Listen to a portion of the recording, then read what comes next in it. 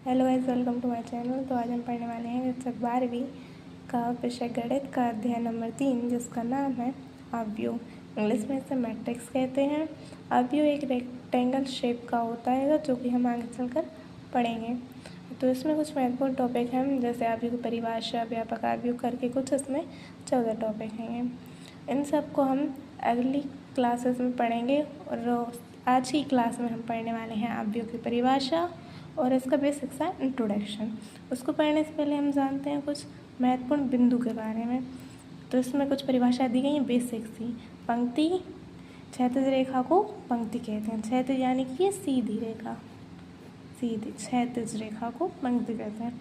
इसके बाद स्तंभ, स्तंभ यानी ऊर्ध्वाधर रेखा को स्तंभ कहते हैं। ऊर्ध्वाधर यानी कि ऐसा, ऐसी होते ऊर्ध्वाधर। फिर पंक्ति को आर से शो करते हैं और स्तंभ को सी से शो करते हैं। ये हम आगे पढ़ें। तो हम पढ़ने वाले हैं रचना, जो कि अवयव की रचना होती है कुछ इस प्रकार। राशियों का वह समूह जो कुछ पंक्तियों व कुछ स्तंभों में व्यवस्थित होता है। कुछ पंक्ति और कुछ स्तंभ में व्यवस्थित होता है, उसे हम कहते हैं अवयव। तो पंक्तियाँ ऐसी होती हैंगी 1, 2, 3। क्षैतिज रेखा को पंक्ति कहते हैं। ये हो गई पंक्ति। पंक्ति को आर से शो करते हैं। R1, R2, R3, 1, 2 एंड 3 पंक्ति हो गई। कॉलम, ये ऊर्ध्वाधर कॉलम होता है, तो इसमें सिर्फ एक कॉलम है और 3 पंक्ति हैं। इसके बाद ये, इसमें एक पंक्ति है सिर्फ क्षैतिज, एक पंक्ति और 3 कॉलम हैंगे। 1, 2, 3 कॉलम यानी स्तंभ और पंक्ति रो। और इसमें कुल 1, 2, 3 पंक्ति यानी कि रो, 1, 2, 3 कॉलम यानी कि स्तंभ में। ठीक है, आगे चलते हैं। अब हम आगे चल के हम पढ़ेंगे अवयव की परिभाषा। अवयव संख्याओं या फलनों की एक क्रमबद्ध आयताकार क्रम विन्यास है। संख्याओं या फलनों से मिलकर बना होता है अवयव, जो कि आयताकार ऐसे शेप का होता है थोड़ा। ठीक है, संख्याओं या फलनों को अवयव के अवयव या प्रविष्टियाँ कहते हैं, अवयव कहते हैं। हम अवयव को ABC जैसे कैपिटल अक्षरों से प्रदर्शित करते हैं।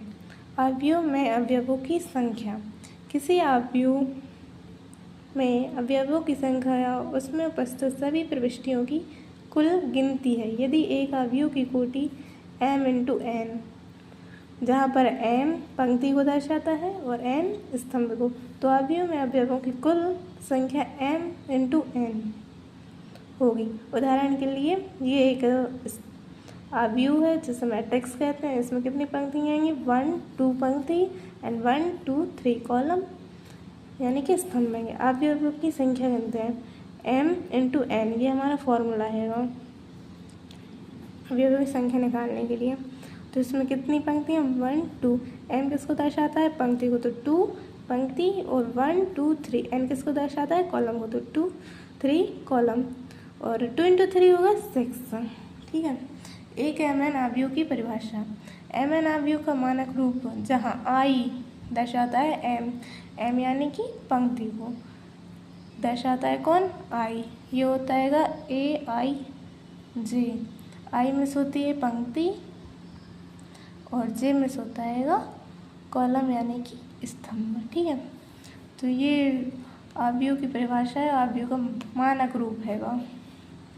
एक mn अवयव की विशेषताएं, इसमें m पंक्तियाँ होती हैं, m मतलब अनगिनत पंक्तियाँ होती हैं, इसलिए इसका m दिया आएगा। इसमें n स्तंभ होते हैं, प्रत्येक पंक्ति में n क्रमबद्ध राशियाँ होती हैं, प्रत्येक पंक्ति में n क्रमबद्ध राशियाँ होती हैं। ये पंक्तियाँ हमारी, इसमें n क्रम से चल रही हैं, बिल्कुल क्रमबद्ध राशियाँ हैं। और प्रत्येक स्तंभ में n क्रमबद्ध राशियाँ होती है। स्तंभ 1, 2, 3 स्तंभ में क्रमबद्ध, ये क्रम से चल रहा है।